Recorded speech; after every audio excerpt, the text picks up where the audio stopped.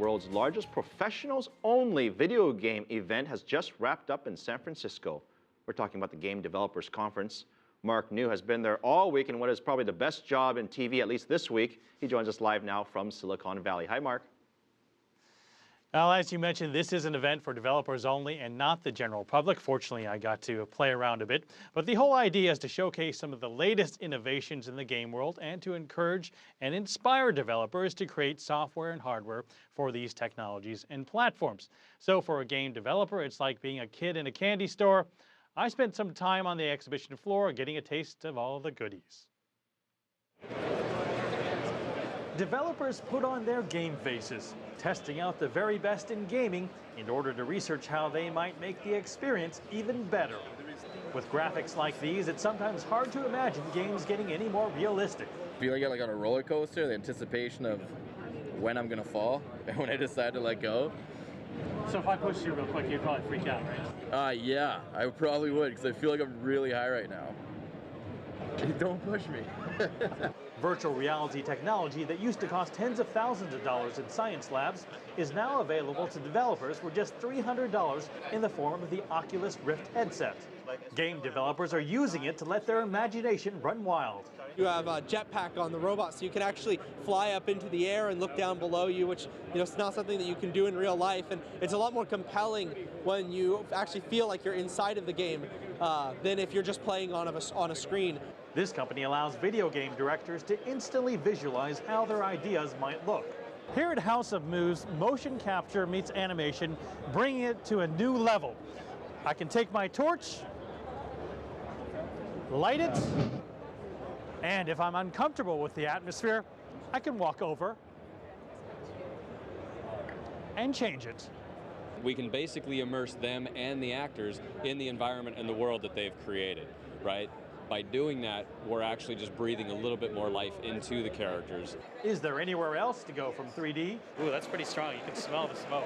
Sensory acumen adds a fourth dimension with a library of more than 30,000 smells packed into cartridges, which have also been used to treat post-traumatic stress disorder. Developers can choose when to release the odors in their games, even including the scent of a skunk. If you lose, you could get really that skunk smell. Or if you win, get something really pleasant like something floral. And if you think video games can't go any deeper, how about using your brain? What's really cool about this is using the power of your own brainwaves in terms of your concentration levels, your meditation levels. You could actually take the trucks on screen and throw them and crush your competitor. And as I found out, you can also use concentration and focus to lift helicopters. The science used in NeuroSky is yet another example of an emerging trend. Medical technology becoming more affordable to the masses, all in the name of having fun. And another emerging trend is mobile, where hundreds of thousands of games are now available for instant download. But for any developer, it can be a challenge to measure how well you are doing and how well you are monetizing, especially compared to the competition. That's exactly what App Annie does. The Beijing and San Francisco headquartered company is the industry leader in app analytics. I spoke with CEO Bertrand Schmidt and began by asking him, what is the hottest mobile game right now? Basically, yeah, Temple Run 2 has been #1 by downloads on iOS as well as Google Play in February this year. And I think they did well because they had an existing franchise and people were looking for a new version of it. And they were able to reach to their existing user base who trust this app, who knew it should be good. And it's good quality game. It's good fun. It's mostly for kids, so it's more teenager, young teenager, 8 to 15 maybe. That people like to play that game. And usually this, it's usually, if you target this age range, usually that's where you can get a lot of downloads. Temple Run 2 is tops in iOS and Google Play, but how's it doing revenue-wise? It's not in the top 10. I think the issue is, again, the age range. It's probably a bit too young. So parents might not be willing to spend too much in terms of using this game. But what game is making the most money, and tell us why? In terms of money making, it's Gungro Puzzle and Dragon. So it's a Japanese game, mostly successful on the Japanese market. And by being the most successful app on the Japanese market, worldwide they are the most successful app actually. You know, people talk about spending 10 cents, $1. these guys, when they play Puzzle and Dragons, they spend more $10, $20. So it's a lot of money. Why did they spend? Because they managed to make it quite addictive and fun, and people want to beat their friends. So they want to be the best at what they do. And I think that's probably typical of the most successful monetizing games. You don't just monetize because you want to start again the game or to keep your level or to buy some stuff. Usually the best at monetizing are the ones who push you to fight your friends. You can pay a fee up front, or there's freemium, which is free to play. Which is a better model? Today, there is no question, it's freemium. If you take Google Play was not successful until it supported freemium business model. It was just download, no revenues. iOS was relatively successful, but they introduced freemium model more than 2 years ago. And since then, it's more than 80% of the revenues on iOS for games going through freemium. Who's doing better, console games or mobile games?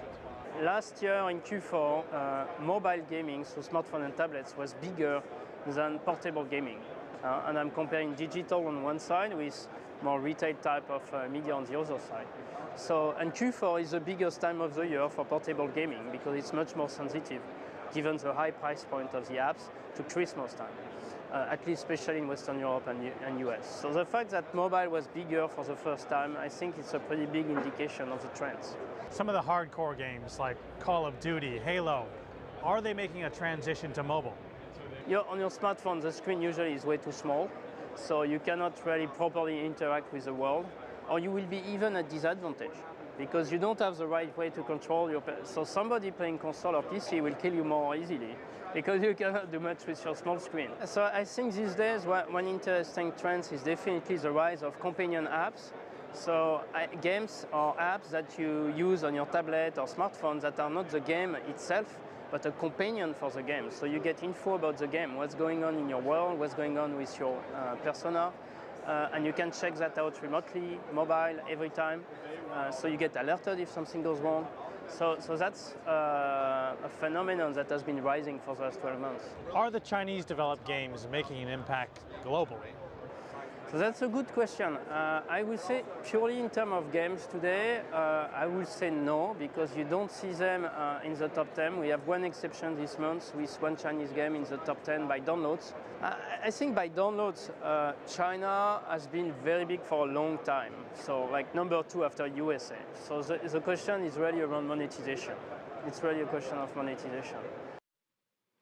Well, Schmidt says due to differing tastes and a lack of a sophisticated monetization system, it would be extraordinarily difficult for a Chinese game to beat out the top US and Japanese games in terms of money making, but he says the gap will close, and he guesses that it would probably take at least a year. Now, that may not sound like a very long time, but remember, China did move from number 10 to number 4 in the world in terms of market size for gaming in only 12 months.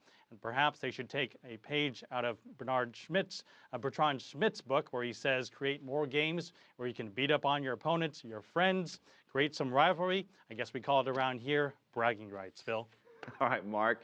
Thank you. It's really amazing how this industry has come up. I still remember the Atari. I don't know if you remember that or not, but it's amazing what this industry has become and the type of entrepreneurs it's grown. Thank you very much, Mark Niu, joining us live from San Francisco. And